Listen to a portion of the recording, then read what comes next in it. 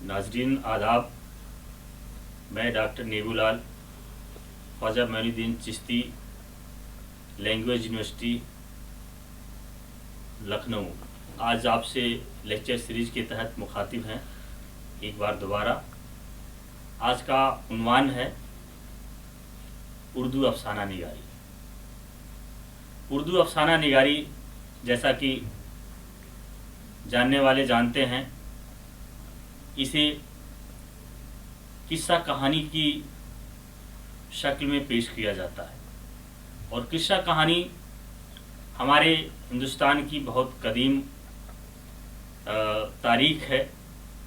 यहाँ दास्तान और किस्सा कहानियों का दौर ज़माने कदीम से चला आ रहा।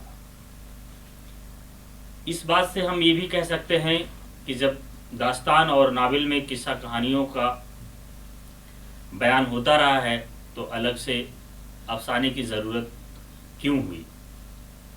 अगर इस सवाल का जवाब हम तलाश करते हैं तो देखते हैं कि जो कदीम किस्सा कहानियाँ हिंदुस्तान में राइज थीं, उन कहानियों में इंसान और इंसानी ज़िंदगी या इनकी हकीकत को नहीं बयान किया जा रहा था, बल्कि इंसान तख़यली दुनिया में माफूकुल अनासिर किस्सों को बयान कर रहा था।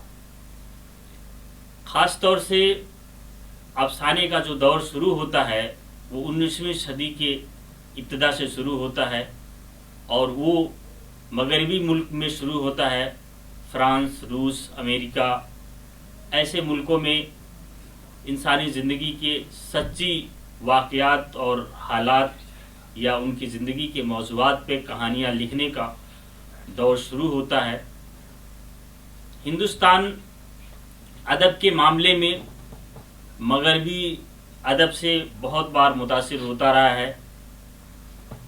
उर्दू अफसाना भी मगरबी अदब से मुतासिर होके अपने यहाँ अफसाने लिखने का रिवाज कायम करता है। कहा जाता है कि 1800 ईस्वी में डॉक्टर जॉन गिलक्रिस्ट, जो एक अंग्रेज़ अफसर थे और फोर्ट विलियम कॉलेज में दर्स व तदरीस का काम अंजाम दिया करते थे, इन्होंने हिंदुस्तानी अवाम की ज़बान में जो कहानियाँ चढ़ी हुई थीं, उन कहानियों से एक मजमुआ शाये करने का काम किया।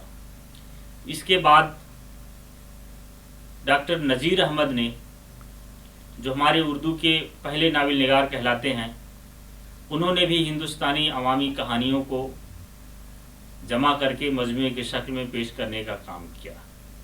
लेकिन बाकायदा तौर पे अगर उर्दू नावल की इब्तिदा शुरू होती है तो वो मुंशी प्रेमचंद से माना जाता है। मुंशी प्रेमचंद ने मुख्तसर अफसाने का रिवाज आम किया।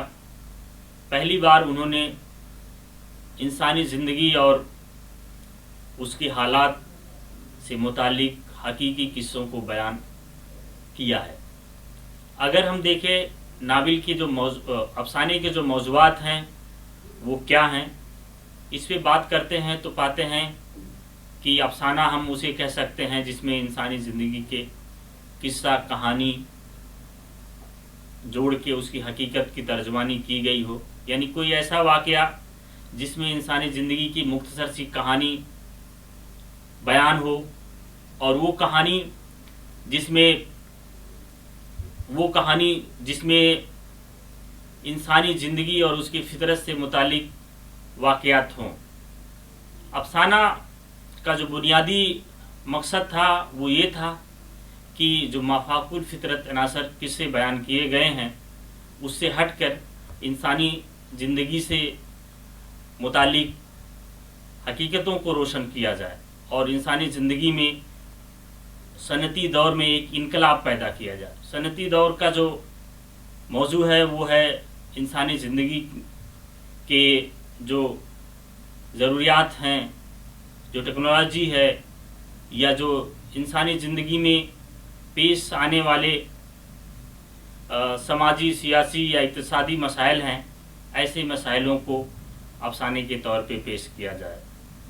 यानी कि ہندوستان میں جو قصہ اور کہانیوں کا دور زمانے قدیم سے چلا آ رہا تھا داستانوں میں، وہ کہانی اور قصہ اتنا طویل ہوتا تھا کہ اسے پڑھنے اور سمجھنے کے لیے انسان کو ایک لمبے وقت کی درکار ہوتی تھی، اور اس میں انسان جو ہے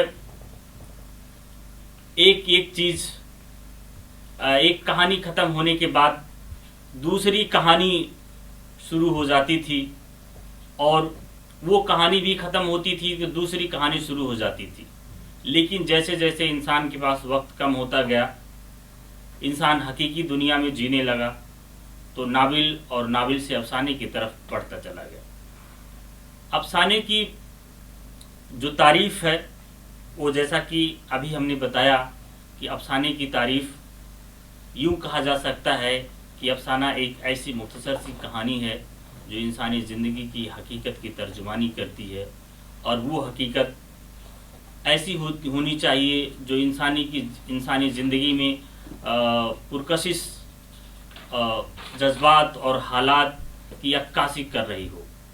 افسانہ نگاروں کا جو دور ہے، اگر اسے ہمیں سمجھنا ہے تو سب سے پہلے دیکھیں گے پریم چند نے افسانہ 1908 میں لکھا اور ایک مجموعے کے طور پہ سامنے آیا۔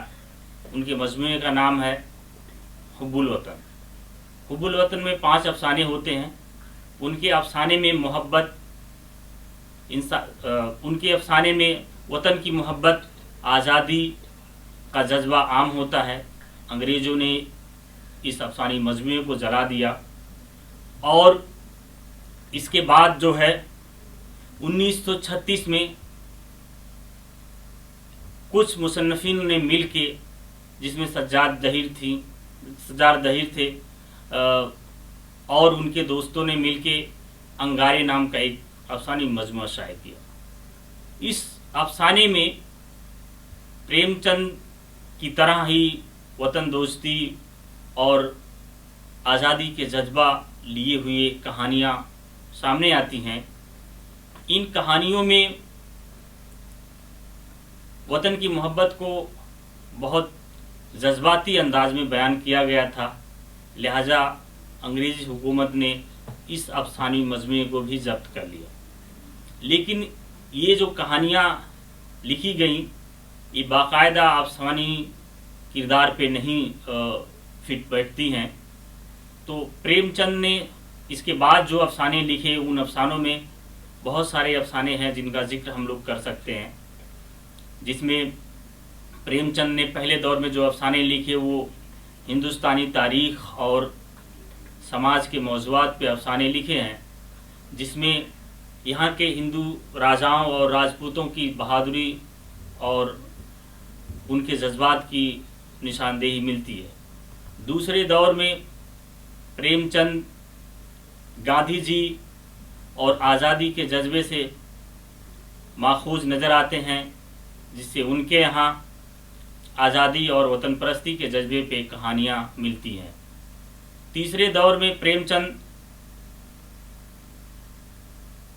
سماجی زندگی اور سیاسی زندگی کے حالات پہ کہانیاں بیان کرتے ہیں۔ وہ کہانیاں جو ہندوستان کی حقیقت ہیں، جو کسان، مزدور، عورت، ایسے موضوعات کی کہانیاں ہیں۔